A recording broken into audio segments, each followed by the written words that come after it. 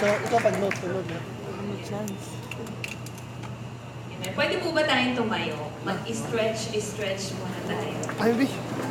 Oo, ang light. Baka yung mga buto-buto natin eh. Sige po, stretch your arms up. To the right. Kiamot ng konti. Stretch. Ingat lang po, baka hindi na bumalik. Sa kabila naman po. Sige. 1, 2, 3, 4, 5. Wala bang pang Zumba na music na? Joke lang. Okay lang. Sige po, taas. Sige, buti ko na siya ng luhod.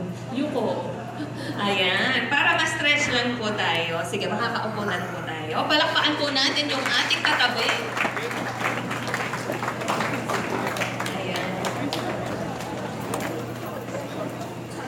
Ayan. So ngayon po, 90 Days Challenge, we will lay it down. Some of us, nag-90 Days Challenge na tayo. But to most of us siguro, sino dito, hindi ka pa nag-90 Days Challenge? So, meron din marami. So, this is more of a review sa atin. Sabi nga ni Pastor Jonel kanina, yung 90 Days of Challenge, 90 Days Challenge, it's a vision of acceleration and promotion. No?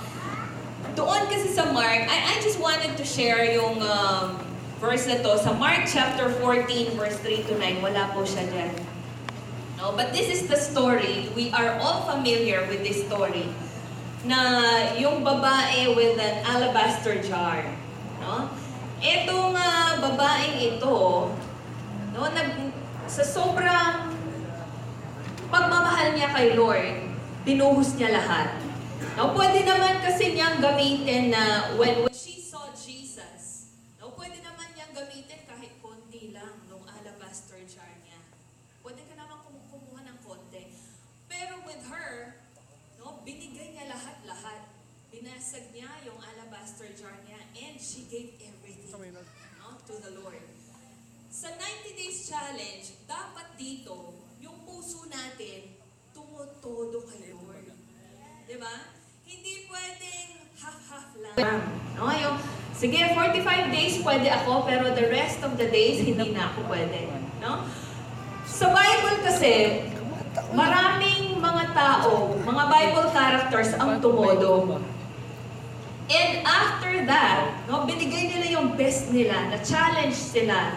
No? God had given them a breakthrough sa buhay nila. Alam niyo po, sabi niya, nung binigay nung babaeng yon yung pinaka-best niya, no? She was challenged. Prostitute siya eh. No? And people were judging her.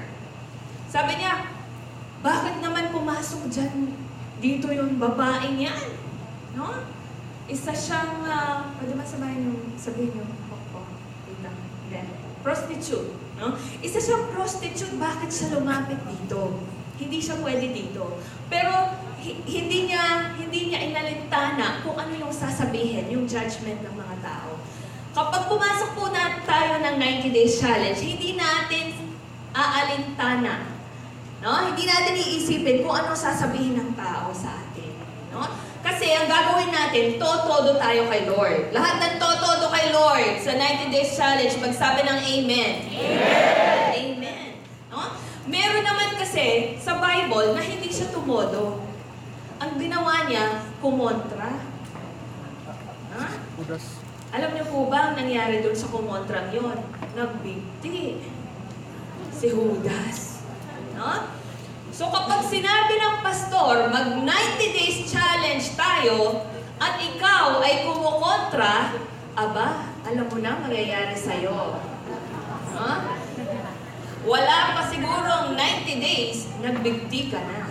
No? So sa challenge na to, ma-challenge tayo personally, no, sa buhay natin, na ibibigay natin lahat-lahat. Because we can. No? Kapag if we put our mind to it. No? Sa 90 Days Challenge, there will be a change sa culture ng simbahan natin. Excited ba tayong makita yung pagbabago? No? Change has come. Congratulations, President Duterte. Malinis na ang Divisoria. Diba? Yung mga police, no? Kunyari daw may seminar or conference, gayon pala, drug test. No? Ayan, sa pool. Merong nakitang siyam na police positive sa drugs. Change is coming. No? Kaya dapat yung simbahan, hindi po siya nahuhuli sa pagbabago. Sumabay tayo sa agos ng ating bansa kasi may pagbabago dumarating. Amen. Yung pagbabagong gusto natin makita sa simbahan natin, no? Dati, ma-observe mo sa simbahan, nung nag-90 days challenge kami, before, maingay sa church. Pero yung ingay, hindi yung, uy, alam mo ba, meron akong na-win na kaluluwa. Uy, alam mo ba, nangyayari sa cell group namin. Hindi ganun ang ingay. Ang ingay ay chismis. Uy, alam mo ba kung nangyari kay kapatid?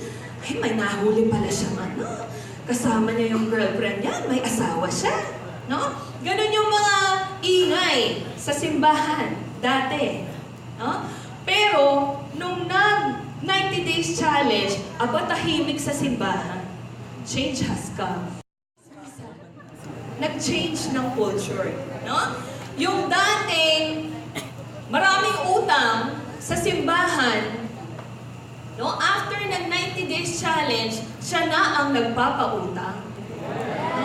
Kasi merong na-develop na culture sa kanya that she began or they began to give their tithes and their offerings. In honor nila si God.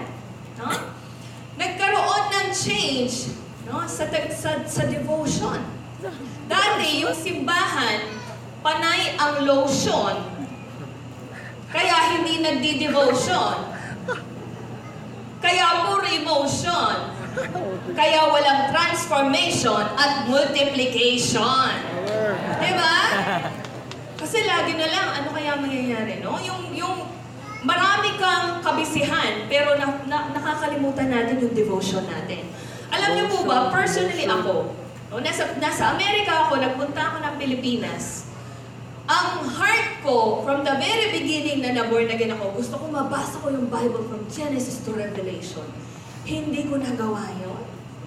Pero the moment nag-90 days challenge kami, doon ko nabasa, Genesis to Revelation.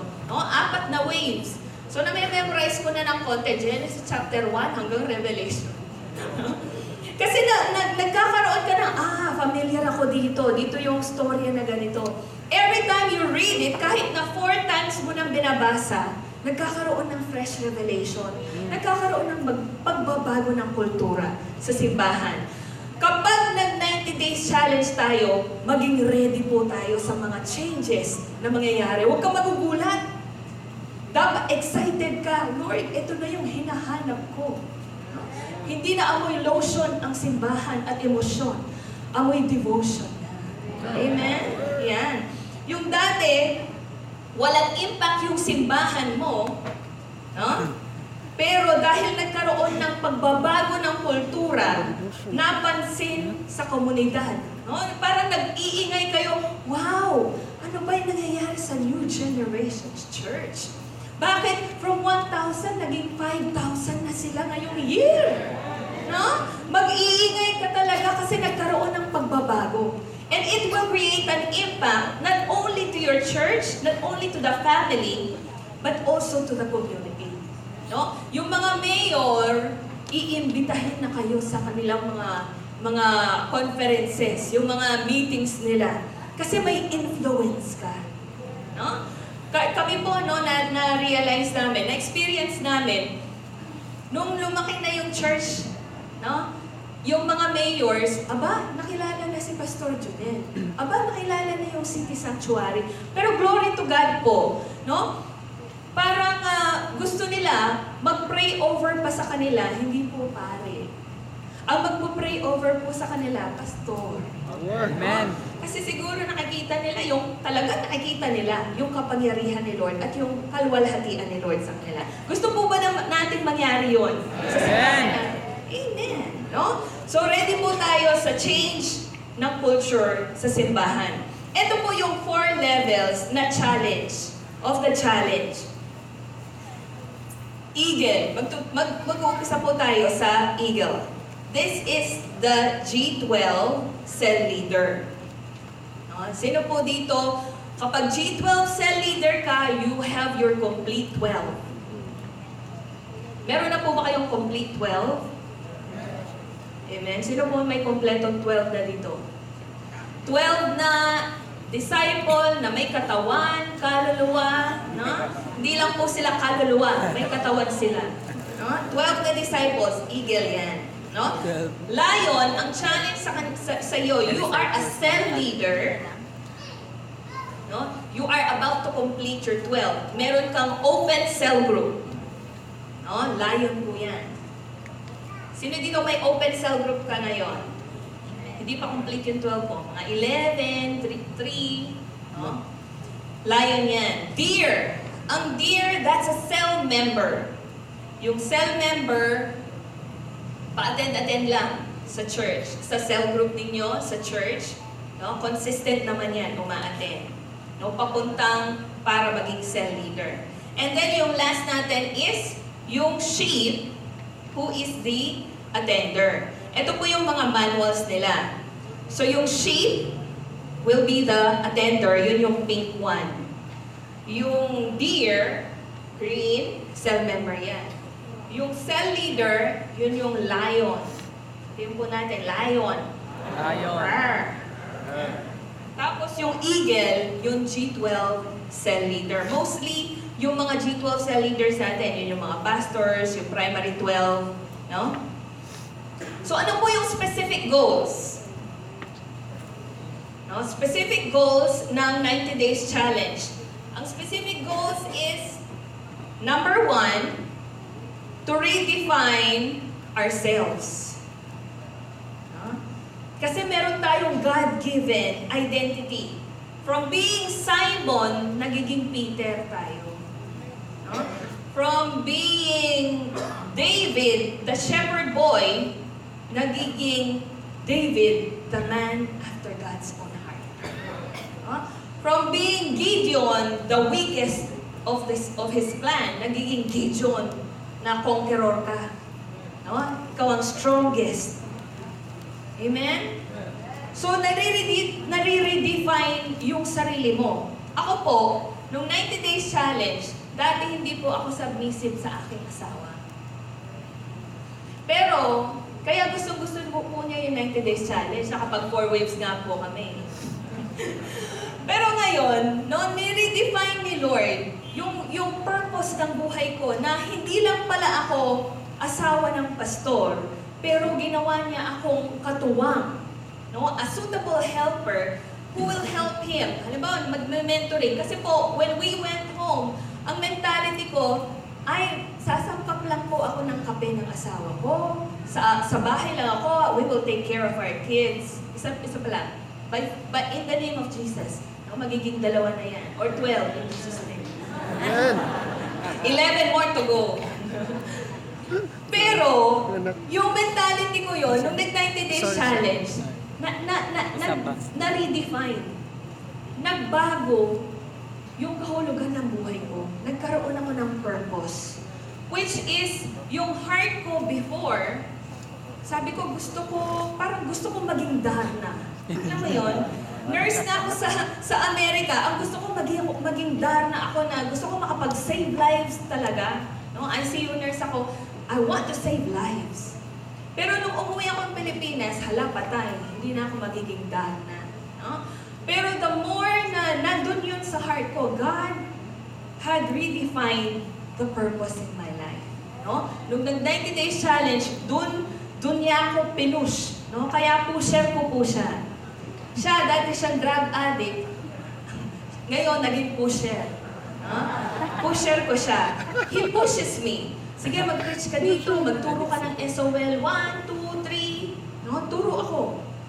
Dati, mahiyain lang ako. Dati, ang boses ko, mahina lang. Dati, ang kilala ko, 4 lang. Sa contacts ko, 4 lang kami. Cell group ko, 3 lang kami. Nasa Amerika kami. But, when he pushed me, nagpatulak naman ako. No? And that started the redefining of myself. Nagkaroon ng purpose yung buhay ko. So mga pastors' wives, sino po dito pastors' wives? Hindi lang po kayo ng 12, magbibuild ng 144. Photo lang yan. Amen po record. ba mga wives? Amen. Ako mahina. Sige, amen ba mga wives? Number 2, you discover our capabilities. Ang specific goal, number 2, to discover our capabilities. Meron pa lang, no, potensyal na lumalabas. Isa kang, isip mo sa sarili mo, isa kang pusa, pero ikaw pala ay leon. Amen. Rawr. Yeah. Pwede kang maging leader. Kasi, when God said, go and multiply, fill the earth, subdue the earth. No? Ang ibig sabihin nun, pag inutusan ka ni Lord, meron kang capacity to do what He commanded you. No? Merong potential dyan na pwede mong gawin. No? Alam niyo po, sa scientifically speaking, meron tayong tinatawag na adrenaline. Alam niyo po yun? Yung halimbawa, naturally, hindi mo pwedeng buhatin ang isang refrigerator. Pero in case of emergency, and your house is being burned, is getting burned, you have to do everything you have to do. So you lift the fridge. Malilift mo naman eh. No? Bubuhatin mo yung refrigerator, yung sofa, yung bed, yung mattress, lahat. Nakalimutan mo ang asawa mo. But you will do everything, kaya mo, because of that adrenaline. Tayo, meron tayong mga potensyal na isip mo hindi ko kayang maging leader, isip mo hindi mo kayang maging leader ng 144, ng 1,728, kayang-kaya mo. Sabihin mo sa katabi mo, kayang-kaya mo yun. Kaya mo yun. Chicken lang kay Lord. Chicken lang yan. Bawal siya ng chicken. Number 3. Ano yung number 3? To accelerate personal growth. Number 3, specific goal, to accelerate personal growth. Meron pong isang disciple si Pastor Jonel. Yung first wave namin, ang ginawa niya, cell leader siya, primary 12 siya, but we were just starting. No? So December, sabi niya, so we were preparing, sabi niya, Pastor, binigay namin sa kanya binigay namin sa kanya lion na manual. So sa leader siya wala pa siyang disciple. Pero pinili siyang primary ni Pastor. Kasi nag-start pa lang po kami. So sabi niya, Pastor, hindi ko kaya to. Hindi ko kaya maging leader. Hindi ko kaya mag-memorize ng verses. Hindi ko kaya magbasa ng 5 chapters a day. So ang sabi niya, dito na lang ako. I will settle for being a deer.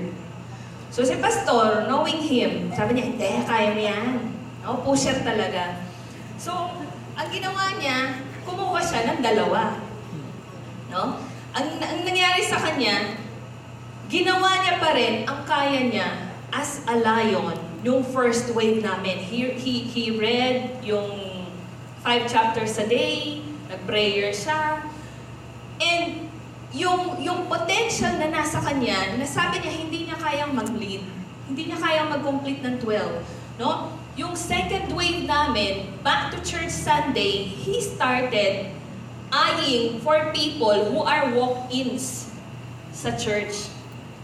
No, meron kasi kaming mga walk-ins. Kasi most of the time, back to church, nag-i-invite sila. So nag-eye siya ng mga walk-ins. Sa second wave namin, just the mere fact na nag-a-eye siya ng walk-ins, araw-araw, every Sunday, nasa doorpost siya ng simbahan. He was eyeing for the first-timers na walk-ins. Dahil doon, no, nagpursige siyang mag-consolidate kasi nag-training kami ng Change 12 Consolidation. Alam niyo ba, at the end of 90 days, yung walang disciple, nag-complete ng 12. Nakapag-complete siya ng 12. Pero, nag-e-encounter lahat yun. Pagdating ng third wave, no, yung 12 niya, PepSol students na. No? Na-complete niya ng 12. At the end of 90 days challenge, third wave, nagbi-build na siya ng 144. No? Kaya isa siya sa mga na-awardan na mga 9 na primary leaders na nakapag-build siya ng 144. Bakit po? Nagpursige siya. No? Na-accelerate yung personal growth niya just because he said yes, no, sa pagiging lion. So, pag ganyan po, no, may mga disciples tayo na ay, hindi ko naman kaya yan. Hindi po, you just motivate them. Kasi kayang-kaya naman nila. Kasi yung 4 basic lifestyle, ma-realize niyo po, may experience po ng bawat isa dahil nga meron kang personal growth. 4 basic lifestyles po natin, ano yon? Devotion, cell group, Sunday service, and training. Imagine, for the next 3 months, 90 days, no, you make sure you go attend the Sunday service. You make sure your disciple attends the trainings. You make sure you give your tithes and your offerings. Hindi ba magkakaroon ka ng personal growth? 30 days. Hindi, 3 months yan. 90 days. Kasi yung iba, sinishorten ng 60 days 50 days, 40 days. Parang patay lang, 40 days. No? Pero 90 days yan. No, imagine, 90 days, ma-accelerate yung personal growth mo. Mag-create ng lifestyle. And number 4, to grow better by doing ministry together. Sabi nga, the family that prays together stays together. No? Meron akong disciple, tuwang-tuwa siya nung nag-90 days challenge because yung atmosphere sa bahay nila, they were doing devotion at the same time. Dati daw, 4 o'clock in the morning, 5 o'clock in the morning, tulog hanggang alas 12 yung mga anak niya. Pero nung nag-90 days challenge, yung mga anak niya, pati yung parents, from the parents to the kids, no? They were doing devotion. It was a good sight to see that the whole family was doing the devotion together. Sabi niya, tuwang-tuwa siya, and they felt the power of the Holy Spirit every time that they do devotion. Kasi iisa lang sila puro sila cell leaders. They're doing the 5 chapters a day. No? And then, nagde-devotion sila, same devotion. Nagkakaroon sila ng sharing. And that created an impact in their life. Nagkaroon ng impact sa kanilang, the whole clan. And they were able to win them. No? Dahil lang, when we grow together, there's an impact. There's doing ministry together, mas maganda yung pare-pareho kayo ng ginagawa. No? United kayo, you work as a team. Amen po ba? So, mas maganda yung mga specific goals dapat natin, hindi tayo nawawala sa mga ito. Ano po yung focus natin? Focus is, number 1, personal growth. Hindi po mawawala yung family natin when it comes to 90 days challenge. Magkaroon ka ng desire sa heart mo, I will grow personally. Yung family ko, we will be together. Masasave sila because you will reach out for the family. Yung self-family ko, spiritual family ko, makukomplete kami, magiging cell leader itong mga spiritual children ko. Amen? Sa church, we will focus on growing together. Building a culture. And number 4, sa community natin. Focus on the community na hindi lang, it's not only personal growth. Yung focus po kasi namin, naging focus namin accidentally, nung first wave was doing devotion, prayer. No? medyo hindi kami, sumegway kami, win souls kami, pero wala kami masyadong consolidation. Kaya natumpok po yung 900 souls namin na wala sila ng bongga-bongga. No? So, yung focus namin, no, nag-focus kami sa limang ito. And number 5 is financial breakthrough. No? Na-notice po namin, when we did the 90 days challenge, yung finances ng simbahan tumaas. At the same time, we noticed that na yung mga members namin, yung status nila, na-promote sila. From being regular employee, nagiging best employee, na-promote to become parang branch manager. No? Sila yung mga napopromote, naging best teacher sila. No? So these are the results of having financial breakthroughs. Ano ba yung ima-manage natin? Manage, monitor, and motivate.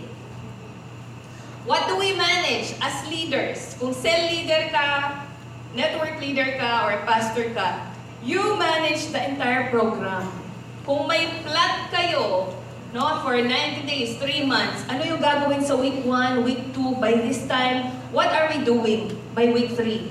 What are we doing by week 4? What are we doing by the start of Back to Church Sunday? No? Ito po yung, you have to really know what's going on. Hindi ka nawawala. Because you're the leader, dapat alam mo yung plano. Yeah? Number 2, you have to know every detail. Baka naman kasi yung disciple mo, nagtatanong, sa leader, mentor, kailan po ba yung training? Ay, hindi ko alam. No? Sa leader, kailan po ba yung evangelism? Ay, hindi ko alam. No, you have to know because you are the leader. Every detail of it. You have to know the schedule of trainings. Kasi, hindi mo sasabihin na training bukas, in-inform mo yung disciple mo today. No? May mga trabaho yung mga yan, may mga klase yung mga yan. They have to know it a week before at least. No? You have to know the schedule of trainings, kaya meron kang plot. Yung plot mo, you know when is the training, when is the scheduled training, when is the parang financial management class, yung mga ganon. No? Number 4, schedule of team buildings. As a network leader, you have to plan where is the network, yung team building. When, where, why are you doing it? No, schedule nyo yan. You have to learn and know the schedule of the team buildings. No? Schedule of encounters. Every time we go plan for a conquest, at the end of it, ang ending niyan, encounter. No? Kasi you just don't win people just for the sake of winning them. You want them to be leaders. That the fruit will remain. John 15:16. Remember po? No? So, the born again, ang goal mo dyan, it's not for her or for him na maborn again lang. Kailangan ito, ma-develop siya. Kasi may potential ma-develop siya to be a leader of leaders. Yeah? So, we have to know the schedule of encounters ahead of time. And the other activities. Kung merong financial management class, kung meron dyan mission conference, kung merong mga trainings, no, you have to know that. You have to manage them. No? Number 2 is, we need to monitor as the leaders. Ano yung i-monitor natin? Bakit kailangan mag-monitor? Baka kasi, no, yung iba dyan, sumusuko na, 3rd day pa lang. Meron po kasi ganyan pastora, hindi ko kaya, 10 chapters, hindi ako makapag-concentrate sa aking lesson. No? Teacher po kasi siya. No? 10 chapters. So, ang ginawa ko, no, you can do it. You wake up early in the morning, you read 5 chapters in the morning, and then, before you sleep, you read 5 chapters. No? Para-paraan lang. Diskarte. Ano yung kailangan mong i-monitor yung mga bagay na to? No? If they are doing it right. Baka naman, no, i-monitor natin natin ano yung specific challenges ng ating mga disciple. Yung mga members natin, ano yung specific challenges nila? Baka naman, hindi na sila pumasok sa school kasi they have to read 5 chapters a day. They have to memorize 20 Bible verses. Hindi na sila pumasok sa school. Ito na lang ang concentration. Halalalala. Kulto na yan, dahil. So you have to monitor what they are doing. Kaya kailangan discipleship, deep discipleship. Monitor kung ano yung ginagawa nila. Ito po yung madugo. You have to monitor as a sheep. Ano yung minomonitor po natin sa kanila? Sheep, attender. Hindi pa siya involved sa cell group, pero we want them to be involved sa cell group. As a sheep, we challenge them to attend worship service for 15 days for the 90 days, within 90 days. Okay? Walang a-absent. Yan ang challenge natin sa kanila. Walang malilate. Kaya maganda po yung 90 days challenge. Yung mga nalilate, nasasaraduhan ng pintuan. The following week, ang aga-aga. Hindi na sila late. You have to encourage them, i-challenge natin sila to bring their Bibles and their book note. Ang ika nga ni Bishop Oriel, book note, notebook, na nagsusulat sila. Ako po, tinatapihan ko yung isang, nung nagsistart ako, tinatapihan ko yung disciple ko na hindi nagno-notes. Hindi ko siya sinasabihan na, magsulat ka. Hindi. Inaano ko po sa kanya, talagang pinapakita ko nagno-notes ako. And then, the following week, nung mag-Sunday service, ayan, nagsusulat na siya. Meron na siyang book note at ballpen at Bible. You challenge them para mas gumanda mas mag-grow sila. Discipline po kasi ito. Challenge them to do the 90 days devotion, no skipping. Pero, dito po pumapasok ang grace. Diba? Dati po kasi, stricto tayo. Kapag 90 days, bakit wala kang pang 5th day? Bakit absent ka na naman ng 6th day? Parang nakakondemn na po yung iba, kaya sila nagko-quit. So what we do, it's okay. Sige, you do this. Kung pwedeng ihabol mo, ihabol mo. We always live, binibigyan po natin ng grace. Kasi naman, nung tayo, ganun din naman tayo. Amen. Letter C, they are challenged to read the 4 Gospels within 90 days. Ang sarap yata maging attender lang. 4 Gospels within 90 days. Matthew, Mark, Luke, and John. Kahit pare-pareho yung storya, sinasabi nila, pare-pareho lang naman yung Matthew at saka Mark. Pero hindi, you want them to develop a lifestyle of reading the Bible. Letter D, attend morning prayer, minimum of 15 days. Yung iba po, ang ginawa nila, 90 days talaga, araw-araw, or 6 days, pumupunta sila ng simbahan to pray. Alam niyo po, may narinig po akong ganyan. Ang challenge nila, if you attend the prayer meeting for 90 days, before you start it, meron kang parang wish. May desire ka sa heart mo, gusto mong magka-house and lot, gusto mong magka-boyfriend at the end of 90 days, gusto mong mag-asawa at the end of 90 days, gusto mong magka-cell group at the end of 90 days, mag-attend ka ng prayer meeting. So, meron naman nangyari after 90 days. Pero, na-defeat yung purpose ng winning. Yung ministry, yung growth, personal growth ng isang disciple. Yung vision of acceleration and promotion. So, ang ginawa namin, evening services yung sa amin, yung bawat network, in-assign namin per day. For the whole 90 days, once a week ka lang pupunta sa church, may assignment ka. If Monday is comfortable for you, then Monday it is. You go there Monday. Kung Tuesday ka, Tuesday ka. And then the next week, same thing. Hanggang matapos yung 90 days of challenge.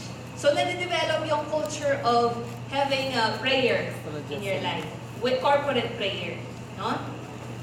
Letter E, be involved in a cell group and attend the meeting in 15 weeks. Sa cell group, no, every week or 15 weeks at least, umattend ka. Sa attender lang yan. No? Attend yung stewardship class or seminar. Ito po yung financial management class. Dito po sa class na to, ang ginawa namin, at one point we invited yung owner ng bank. And then, nag-speak siya about investment. No? Yung ginagawang parang investment sa bangko, no? Financial management class. So, taga-BDO yata yun, no? And after that, nag-offer siya ng free sign-up ng mag-open ka ng account, savings account. So, ganun po yung ginawa namin. For the whole church na yun. No? Attend mission conference. Ito pong mission conference, ginawa namin optional ito. Kasi this is more focused on pastors planting churches.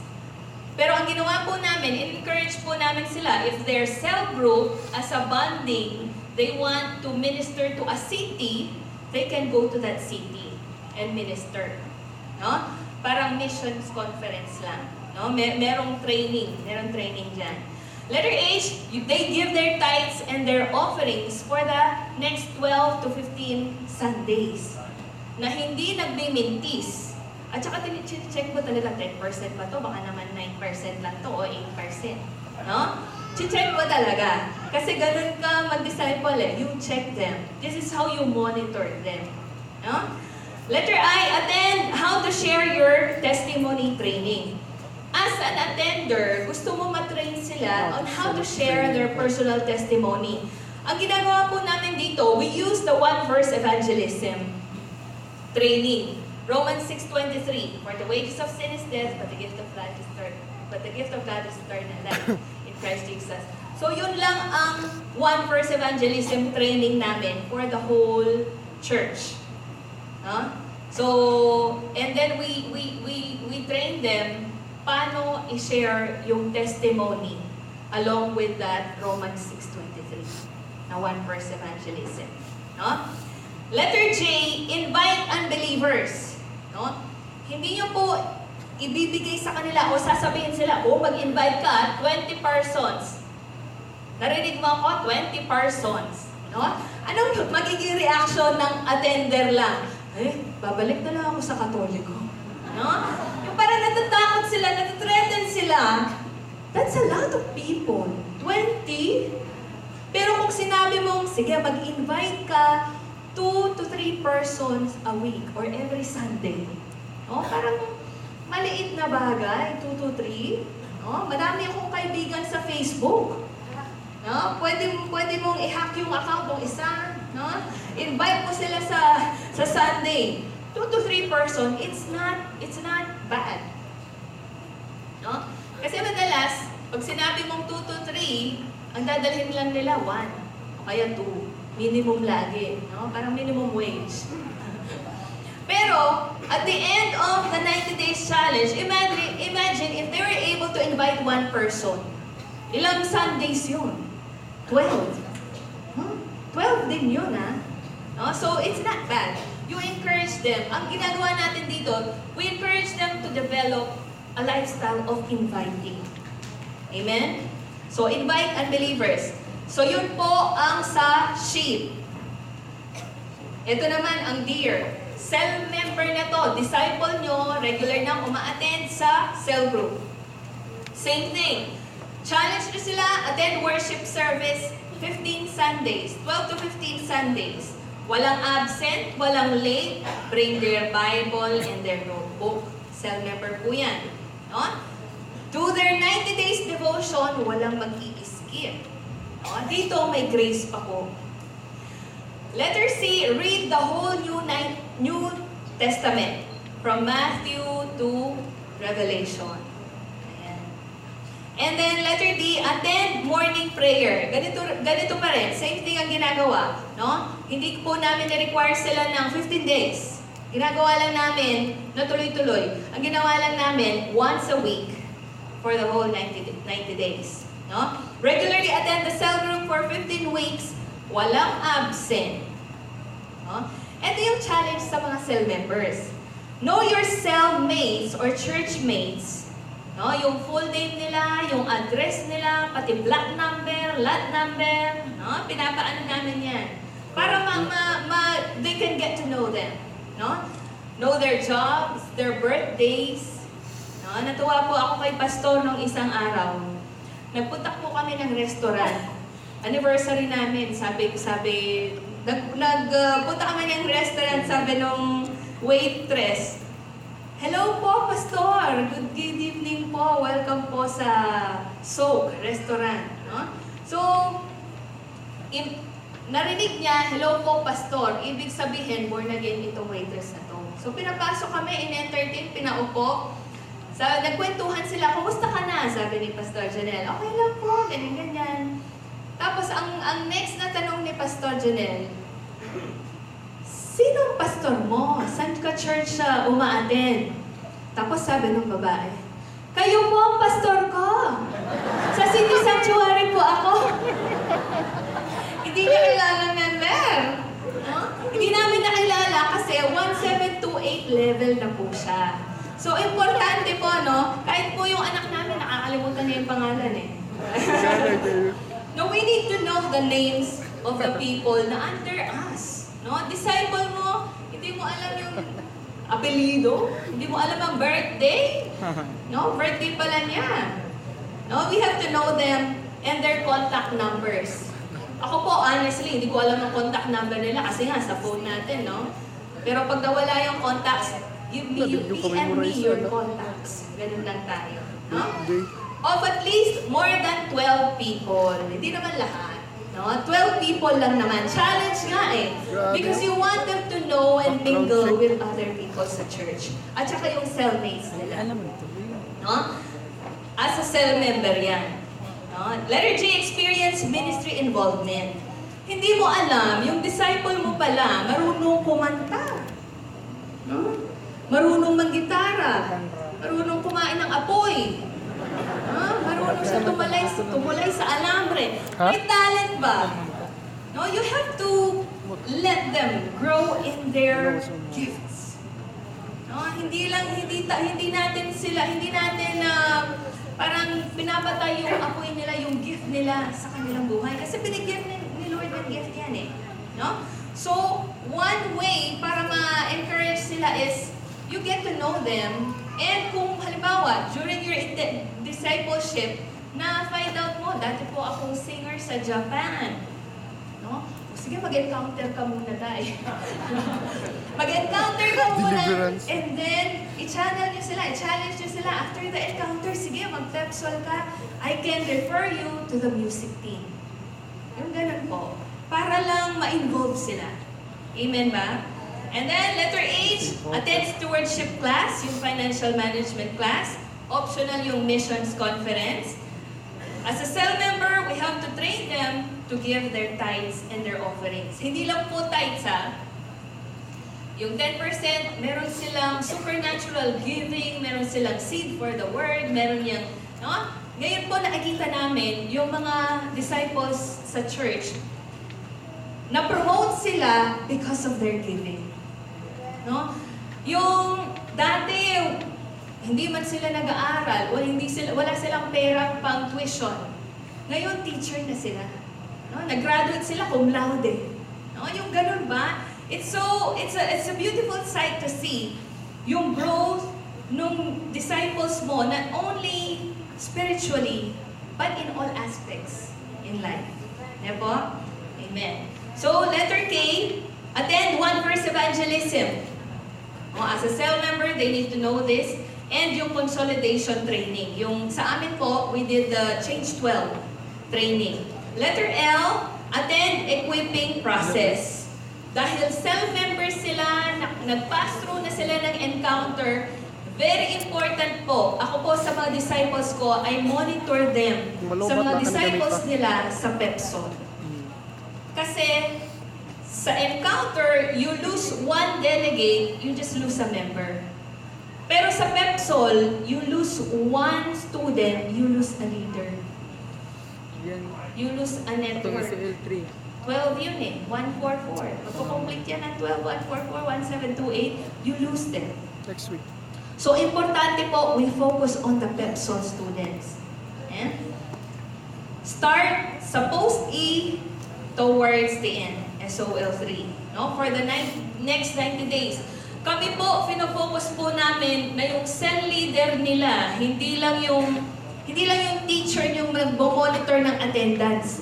May communication sa cell leader. Yung disciple mo, wala siya ngayon, or late siya ng 15 minutes, you have to talk to them. Ganun po. No? So, para nagkakaroon ng collaboration between the teacher and the cell leaders. No? And invite unbelievers. Same thing, 20 persons. 2 to 3 each Sunday. Ano naman po ang challenge sa Lion? Siyempre, cell leader na to. No? So, mas matindi ang challenge sa mga Leon. Sabihin natin, rawr! Ayan, yung mga Leon, same thing. Siyempre, cell leader ka na, huwag ka nang a-absent sa Sunday service. Kung minsan, cell leader ka na, ikaw bang pinapalo up ng disciple mo? Pastora, wala yung mentor ko. Meron ganyan. No, ang sarap. No, wala nang absent. Cell leader ka, huwag ka namang malilate. Wala nang late. Pwede ba i-challenge yung mga cell leaders natin? Wala nang malilate. No, kapag sinabing 2 o'clock, no, pumunta kayo dito, 1:59 o 1:49. No? Exactly on time or before the time. Pwede po. No absences, no late coming. Ang cell leader, expected na yan. Dapat hindi ka na nire-remind na, oh, may Sunday service. Oy, 10 o'clock ang service natin. Huwag ka malilate. Uy, dalhin mo yung Bible mo. At notebook. No, cell leaders, you don't need to be reminded about this. Memorize! Sino dito gusto memorization? I love Pastora Jer. No? Si Pastora Jer, kapag nakita niya po yung asawa ko, ayan, pinapaano na niyang memory verse. O, ano memory verse mo ngayon, Pastor Jonel? Ganun si Pastora Jer. Kaya love na love niya siya. No? Memorize 10 salvation verses. Cell leader ka, you have to know this. No? Pag pa naman hindi mo alam yung John 3:16. Alam natin John 3:16. Amen. Pasad. No? 90 days devotion. No? Leader kayo, you have to be a model. No? 90 days, kung pwede, wag na kayong mag-skip. Por favor, lang po. No? Ako po, sine-check ko yung mga disciples ko. Hindi ko naman sa inaano, pero ini-encourage ko talaga, leader ka, you have to be an example. Kung ikaw, ini-inspect mo yung disciple mo, pinapagalitan mo ng bonggang-bongga kapag nag-skip, chinyek kita, kulang ka. No? Kung pinagalitan mo lang, dapat ikaw pala, sinabunutan kita. No? Ganun po, no? Dapat, as a leader, no, we have to be disciplined. Huwag tayong mag-skip sa devotion natin. It's for our own benefit. No? Read the whole Old Testament. From Genesis to Malakay. Ayan. Attend morning prayer, minimum of 15 days. Not also, required kayo. Yung cell leader, as a cell leader, you are obliged to attend the prayer. No? Once a week din. Samahan po ang network ninyo. No? Experience 3 days full fasting. No? Wala namang mawawala sa atin kung 3 araw lang naman. Mawawala lang naman yung mga love handles. No? Wag mo nang tignan yung katabi mo. No? Yung love handles niya, 3 araw lang. Ito, sinasabay po namin ito in preparation for the encounter. No? 3 days full fasting, incubation, and then encounter. O, diba? Bongga. Experience as a cell leader to be a guide in the encounter. No? Dapat maging guide sila during that encounter. Once a month, bonding and team building with the cell members. Ayan po, in-encourage po natin sila na mag-team building sila sa network nila. No? Meron dyan, binibigyan namin sila ng mga, parang mga games, kung ano yung pwede nilang gawin. No? We give them that. Ideas para magkaroon ng magandang at meaningful na team building. Experience ministry involvement. Ayan, huwag ipagsiksikan. Kung hindi maganda ang boses mo, huwag ka na mag-music team. No?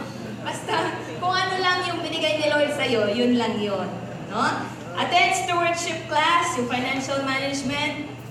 Dito po, ito po, letter K, this is optional. Kasi po sa Dulos yata, they do the weekly cell group offering. Sa amin po, yun na lang tithes nila in their offerings during the Sunday service. So this is optional. Letter L, open your own savings account. Ito po, para sa kanila naman to. So they can learn how to save. Ano ba yung natutunan natin just this week lang, ang sabi ni yung isang pastor, dapat pala sa salary natin or yung kung ano yung natanggap natin, 10% of that is our tithes. And then, at least 20% dapat nakakapag-save tayo. No? 1/5 or 20% of what we are earning, dapat nakakapagtabi po tayo. No? Nagsasave tayo. Amen ba, Pastor Jonel? Amen. Mag-save tayo. Nagagastos po eh. Amen! Hallelujah, Lord! Submit to your husband. Open. Nakapag-open naman po sila ng savings account. No? Ayan. Attend mission conference, optional yan. And give their tithes and offerings. Ito po, talagang inaano ko sa mga disciples ko, you have to give your tithes. This is your insurance. Para sa'yo yan. Hindi para sa akin yan. Para sa'yo. No? And na-experience naman po nila yung prosperity sa buhay nila because they're giving their tithes and offerings. Yeah? Yan po ang lion. Letter O, complete your 12 cell members. Ito po yung medyo challenging na not until the third wave, dun pala na-complete. Kasi po, marami kami mga palpak ng first and second. Pero third wave, there were a lot of leaders. Yung primary po namin, nakapag-complete sila ng 12. No? So, under us, merong nag-build ng 144. Complete your 12 in 3 months. And meron pong isang bagay is yung Change 12 consolidation namin. Meron siyang strategy kung paano ma-complete yung 12 in 3 months. In 3 months. So, ganun po yung training namin sa kanila. And challenge them to win and consolidate at least 20 people. 20 people na hindi lang na born again, pero they were allocated sa cell group po natin. No? Send at least one delegate for the encounter. Ang nangyayari po ngayon, no, hindi lang one yung delegate nila. Yung isang network leader ni Pastor Janelle, 23 yung delegates nila. Kasi ganun sila na challenge. Ganun yung nagkaroon sila ng lifestyle na, ay, dapat sa encounter, ganito. Kasi dumadami yung network niya eh. So, he has to have leaders. So, ganun ang mentality nila. Sinisend ko sa encounter kasi magiging leader. Amen? So, involve all cell members in the process of discipleship, which is yung PEPSOL.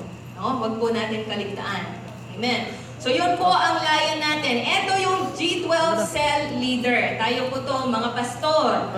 No? Kung complete na yung 12 mo, you are an eagle. Ito yung challenge sa'yo.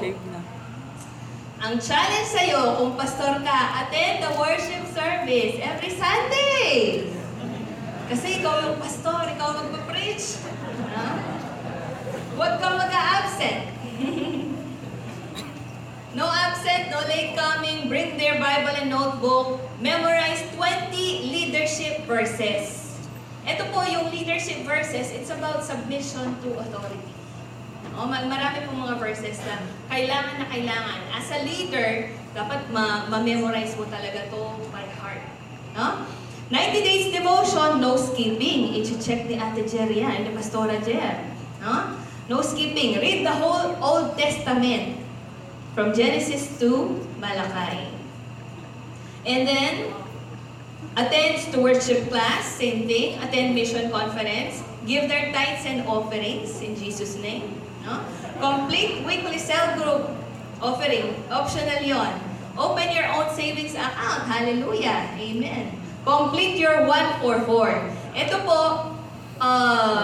po yung naging malaking impact sa amin on the third wave.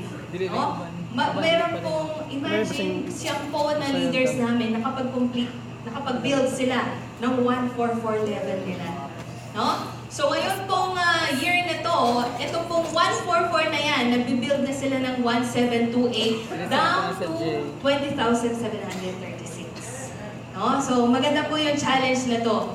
Send 6 delegates to an encounter weekend regularly. So madalas po na-exceed nila yung 6. Dahil nga, siguro, no, naging lifestyle talaga after 4 weeks. No?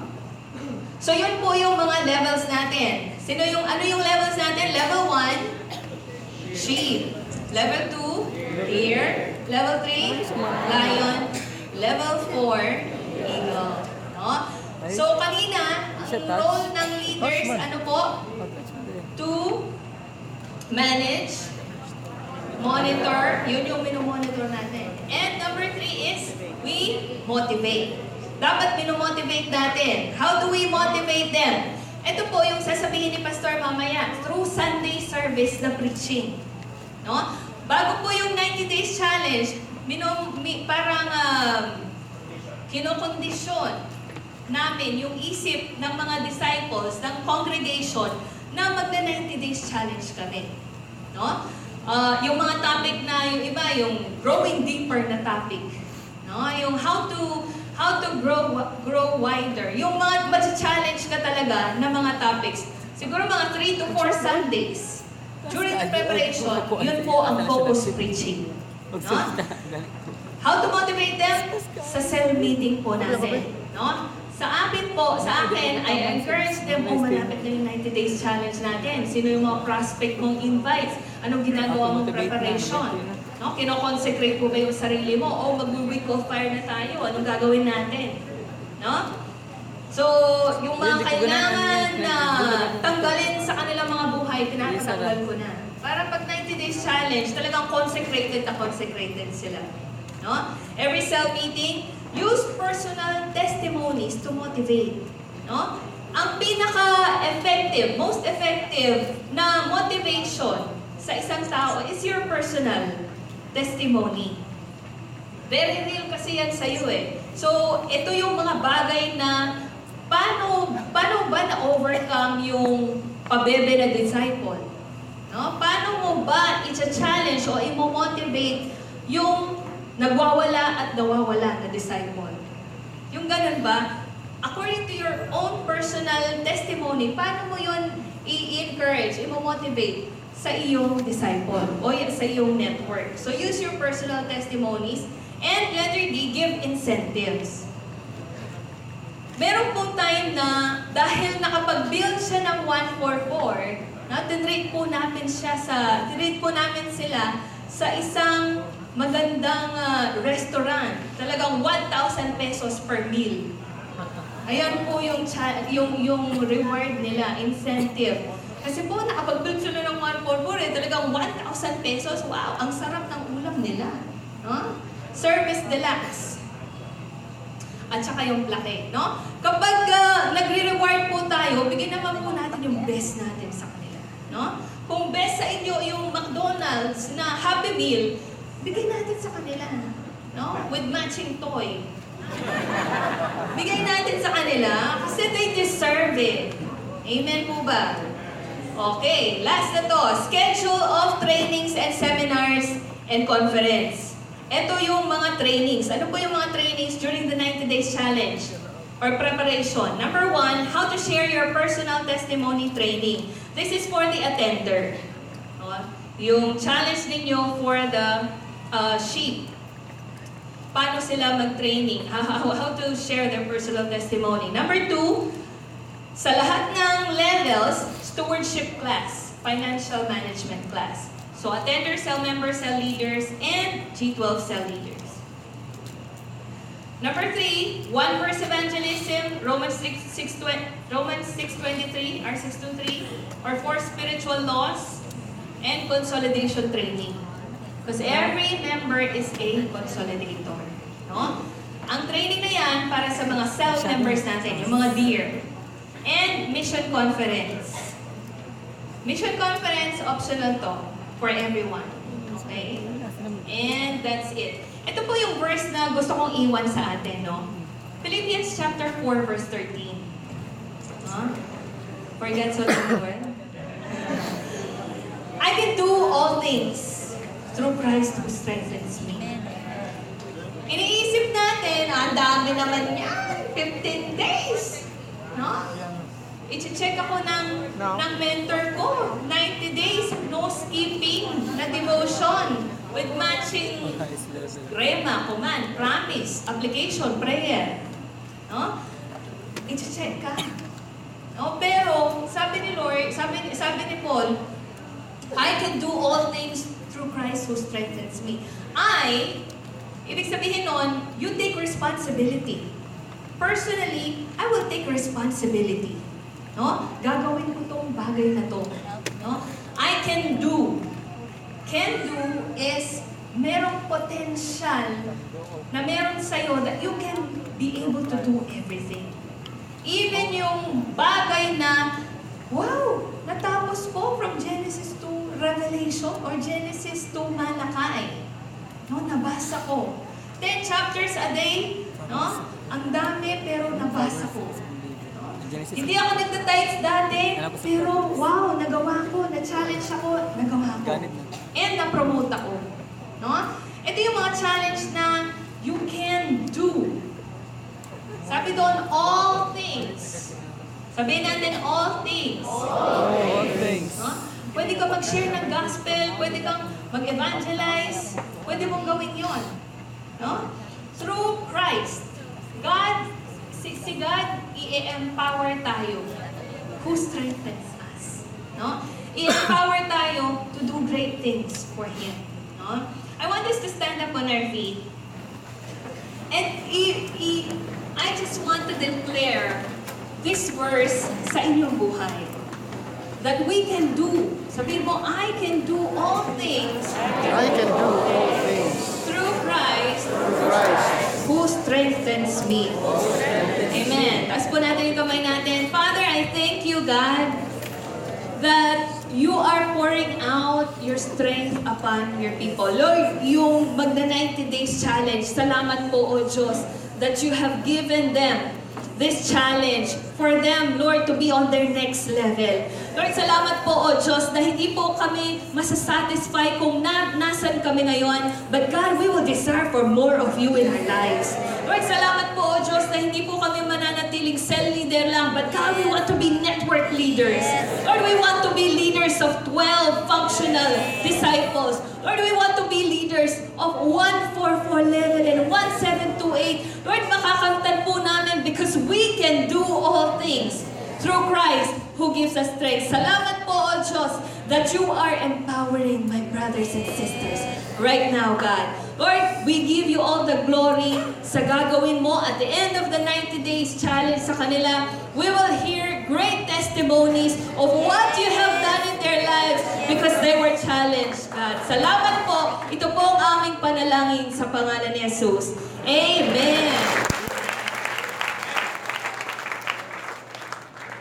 Pwede bang patuloy po tayong tumayo at pwede muna tayong humarap sa kaliwa. Okay? Lalaki sa lalaki, babae sa babae. Bigyan mo ng